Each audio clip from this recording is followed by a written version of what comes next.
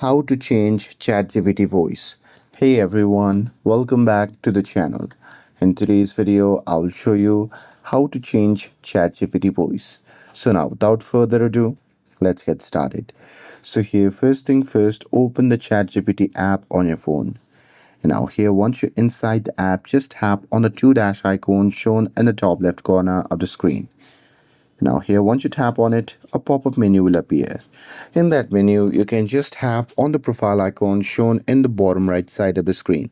And now here, once you're inside the settings section, you can simply scroll down to the bottom and there you'll see the option labeled as voice. So there you can just tap on it. And now here, once you are inside the voice section, you can choose the modal, you can choose language for it, and here you can just toggle on the background conversation and different options as well.